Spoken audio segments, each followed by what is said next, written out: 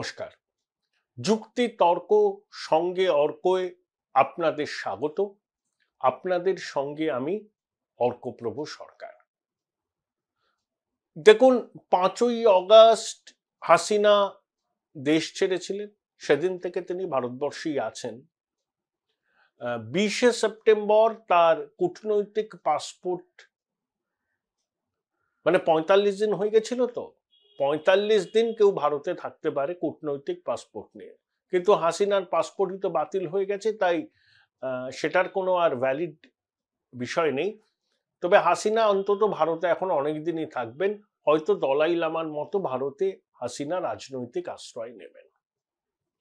এখন বাংলাদেশের হাসিনা সরকারের উৎখাত কি গণ অভ্যুত্থান, নাকি ছাত্রদের বিপ্লব, নাকি এর পিছনে লুকিয়ে আছে কোনো গভীর ষড়যন্ত্র? রাষ্ট্রপুঞ্জে সাধারণ সভায় যোগ দিতে ইউনূস গেছেন আমেরিকায়। সেখানে তিনি ক্লিন্টন ফাউন্ডেশনের একটা সভায় যোগ দিয়েছিলেন। সেখানে তিনি স্পষ্ট বলে দিয়েছেন, নানা বিপ্লব গণ অভ্যুত্থান কি, হাসিনা সরকারকে ক্ষমতাচ্যুত করার জন্য অনেক দিন ধরে পরিকল্পনা রচিত হয়েছিল এবং সেই পরিকল্পনার মূল মস্তিষ্ক মাহফুজ আলম, তিনি একটা নিষিদ্ধ সংগঠনের মাথা ছিলেন, এমনই দাবি করা হচ্ছে বিভিন্ন জায়গা থেকে। তিনি নাকি আড়াল থেকে সব কলকাঠি নেড়েছেন, ছাত্রদের প্রেরণা স্বরূপ ছিলেন। বিল ক্লিন্টনের সঙ্গে তার পরিচয় করিয়ে দেন তিনি, এবং একই সঙ্গে দুজন সাংবাদিক, একজন কি সুচরিতা তিথি আর একজন কি ভদ্রলোকের নাম, তা সাংবাদিকরা অভ্যুত্থানে কিভাবে সহায়তা করেছিল, তাহলে কি ন্যারেটিভ তৈরি করেছিল তারা হাসিনার বিরোধী, যদিও বাংলাদেশের ঘটনা ওদের অভ্যন্তরীণ বিষয়। এই মাহফুজ আলম, অনেকে বলেন একটি নিষিদ্ধ মৌলবাদী সংগঠনের সদস্য ছিলেন। ইউনূস স্বীকার করেছেন যে তিনি ছিলেন এই আন্দোলনের মাথা, চালিকা শক্তি, পর্দার আড়াল থেকে কাজ করেছেন। তাহলে গণ অভ্যুত্থান বা বিপ্লব ছিল না, দীর্ঘদিন ধরে পরিকল্পনা রচনা করা হয়েছিল এবং সেটা বাস্তবে রূপ দেয়া হয়। এখন এম সাখাওয়াত হোসেন ভদ্রলোকের নাম, যিনি বাংলাদেশের প্রাক্তন সেনাকর্তা ছিলেন, বাংলাদেশের স্বরাষ্ট্র দপ্তরে এখন ওই অ্যাডভাইজার ছিলেন, তাকে বদলি করে দেওয়া হয়েছে কম গুরুত্বপূর্ণ পদে। তিনি এই যে ঘটনাগুলো ঘটলো, বহু মানুষ মারা গেলেন, আহত হলেন, তার তদন্ত করেছেন। চাঞ্চল্যকর তথ্য বেরিয়ে এসছে। যারা নিহত হয়েছেন তাদের দেহে যে বুলেট পাওয়া গেছে, তার মধ্যে অনেক বুলেট বাংলাদেশের পুলিশ ব্যবহার করে না, মানে সেই ধরনের বুলেট কারা ব্যবহার করে জানেন? ন্যাটোর সৈন্যরা। তাহলে সেই বুলেট কি করে বাংলাদেশের মাটিতে এলো, কারা চালালো? এম সাখাওয়াত এই চাঞ্চল্যকর তথ্য সামনে আনার পর তাকে কিন্তু কম গুরুত্বপূর্ণ দপ্তরে সরিয়ে দেওয়া হয়েছে।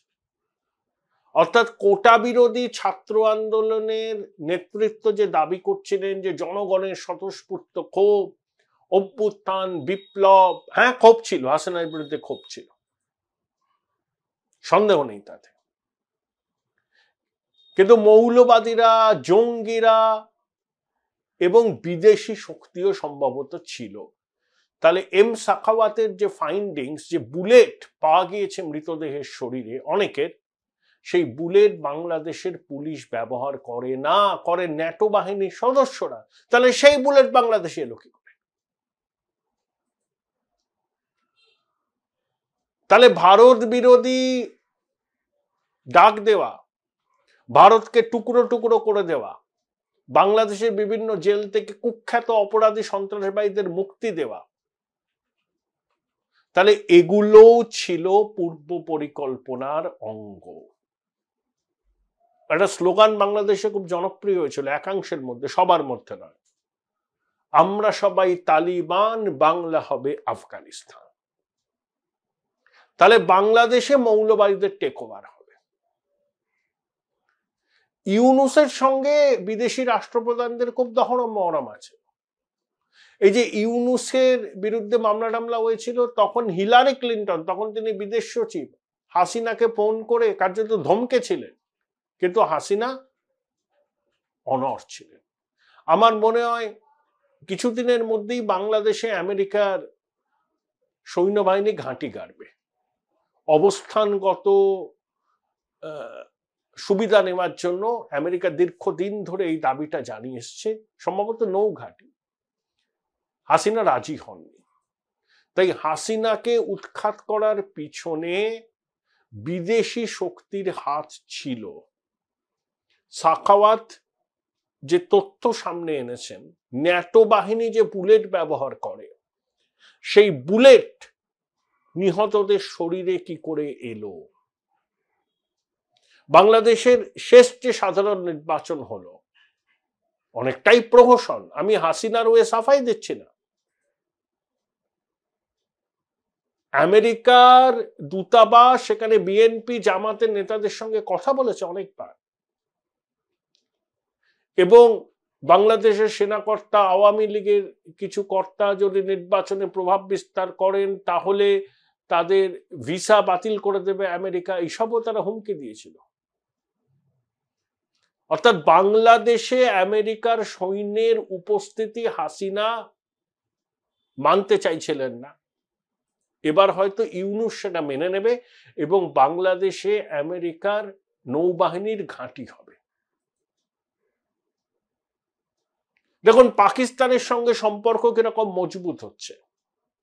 সেখানকার উর্দু ভাষী যারা আছেন, তারা বিহার থেকে গিয়েছিলেন, তারা যাতে উর্দুতে কাজকর্ম করতে পারেন, বাংলাদেশ বেতারে উর্দু সম্প্রচার শুরু হয়েছে, তাদেরকে স্কলারশিপ দিয়ে পাকিস্তানের বিশ্ববিদ্যালয়ে নিয়ে যাওয়া হবে। বাংলাদেশিরা পাকিস্তানে গেলে সঙ্গে সঙ্গে ভিসা পাবেন, মানে ভিসা অন অ্যারাইভাল, আগে থেকে ভিসার দরখাস্ত করতে হবে। পাকিস্তান বাংলাদেশের মধ্যে বাণিজ্য বাড়বে। প্রচুর গোলা বারুদ পাকিস্তান থেকে আমদানি করছে বাংলাদেশ, কিছু সেকেন্ড হ্যান্ড পিস্তলও আমদানি করা হচ্ছে। আবার পাকিস্তান হচ্ছে আইএমএফ অ্যাডিক্ট, 24 বার তারা আইএমএফ এর কাছে বেল আউট প্যাকেজ নিয়েছে। তাহলে বাংলাদেশের সঙ্গে পাকিস্তানের কি আর্থিক লেনদেন হবে? পাকিস্তান তো নিজেই ঢুকছে। বাংলাদেশের সেনাবাহিনী নাকি পাকিস্তানের সেনাবাহিনীকে প্রশিক্ষণ দেবে কিভাবে সন্ত্রাসবাদীদের মোকাবিলা করা যায়। পাকিস্তানে প্রতিদিনই কোনো না কোনো সন্ত্রাসবাদী হামলা হয়, হয় পাঞ্জাবে হয়, না খাইবার পাখতুনখোয়াতে হয়, না বালুচিস্তানে হয়।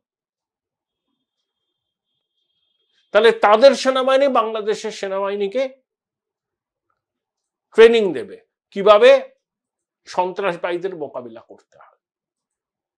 আর যে পাকিস্তান ছায়া যুদ্ধ চালাচ্ছে কাশ্মীরে, দেখুন শত হুমকি, প্ররোচনা, জঙ্গি আক্রমণের মুখেও কিন্তু কাশ্মীরের মানুষ তাদের গণতান্ত্রিক অধিকার প্রয়োগ করছে। যোগী আদিত্যনাথ বলেছেন প্রচারে গিয়ে যে 370-35 বিলোপ হয়েছে, পাকিস্তান অকুপাইড কাশ্মীর ভারতের অন্তর্ভুক্ত হবে। বালুচিস্তানেও কিন্তু ভারতের সঙ্গে যুক্ত হওয়ার দাবি ক্রমশ জোরালো হচ্ছে। পাকিস্তান ফেল স্টেট, মথ ইটেন পাকিস্তান, তারা এখন বাংলাদেশের পরম মিত্র হয়ে উঠেছে। দেখুন জামাত প্রথম থেকেই বাংলাদেশ ধারণার সঙ্গে সহমত পোষণ করে না, তারা পূর্ব পাকিস্তানের অস্তিত্ব থাক সেটা চেয়েছিল,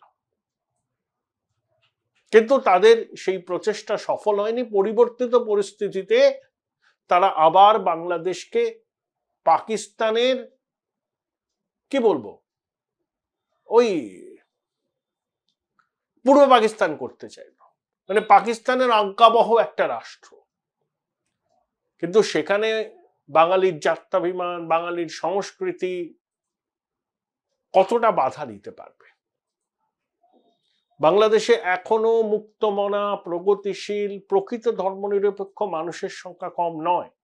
কিন্তু এই পরিস্থিতিতে তারা না গুটিয়ে গেছেন। শাহরিয়ার কবিরকে খুনের মামলা দেওয়া হয়েছে। রানা দাশগুপ্ত সুপ্রিম কোর্টের বিশিষ্ট আইনজীবী, হিন্দু, বৌদ্ধ, খ্রিস্টান ঐক্য পরিষদের সভাপতি, ৭৫ বছর বয়স, চট্টগ্রামের মানুষ, তাকে খুনের মামলা দেওয়া হয়েছে।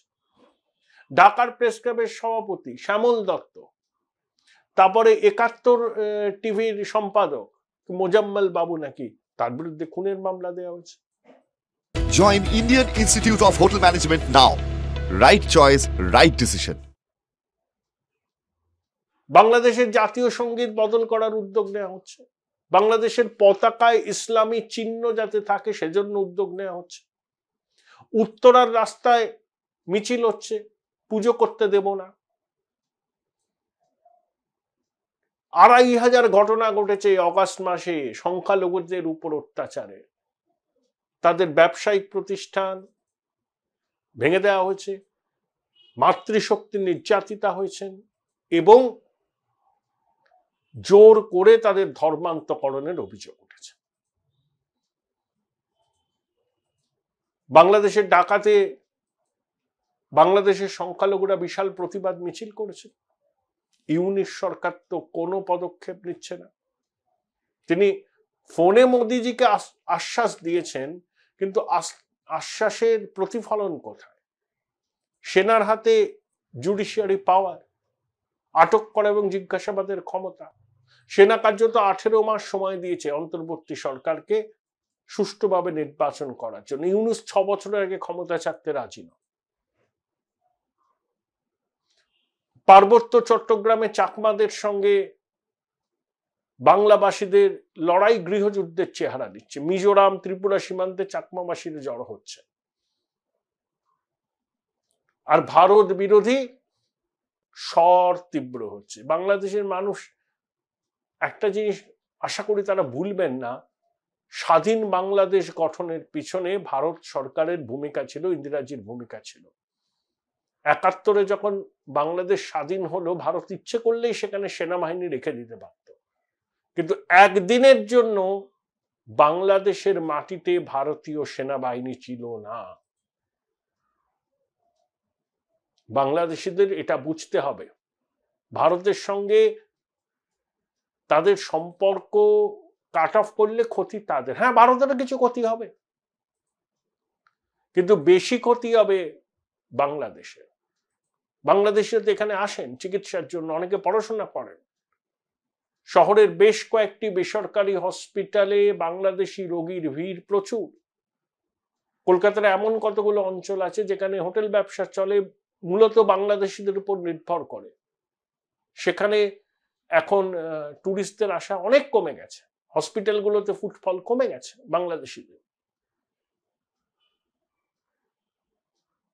একজন উগ্রবাদী নেতা বিছানায় শুয়ে শুয়ে হুঙ্কার দিচ্ছেন, ভারত যদি বাংলাদেশকে আক্রমণ করে তাহলে চীন চিকেন নেক ভারত থেকে আলাদা করে দেবে, তিনি খালিস্তানিদের জাগতে বলছেন, ইত্যাদি ইত্যাদি। ভারত সাম্রাজ্যবাদী শক্তি নয়। ভারত এক্সপ্যানশনিস্ট মানসিকতায় চলে না। ভারত বাংলাদেশকে কেন দখল করতে যাবে এই কথা বলে কারা উস্কানি দিচ্ছেন? তো ইউনূস সরকারকে দেখতে হবে তো। আমরা ফ্রেন্ডলি নেবার চাই।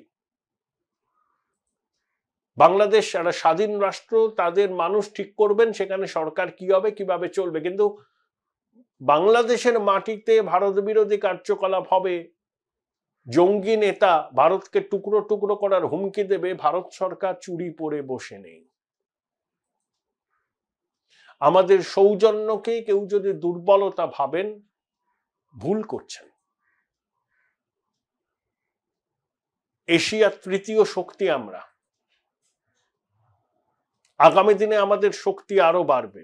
অর্থনীতিতে, সামরিক ক্ষেত্রে, ডেমোগ্রাফিক ডিভিডেন্ড, প্রাকৃতিক সম্পদ, জনসংখ্যা, সেনাবাহিনী, বাংলাদেশের সঙ্গে কোনো তুলনাই হয় না। আর যারা ওখানে উস্কানি দিচ্ছেন, ভারত বাংলাদেশকে আক্রমণ করলে চীন চিকেন নেকের দখল নেবে, পাঞ্জাব জ্বলে উঠবে, ইউনূস সরকারের উচিত এই জঙ্গিদের তাদের গ্রেপ্তার করা, সংযত করা, আর সংখ্যালঘুদের নিরাপত্তা সুনিশ্চিত করা, তাদের ধর্মাচরণের অধিকার সুনিশ্চিত করা, দুর্গাপুজোর অধিকার সুনিশ্চিত করা।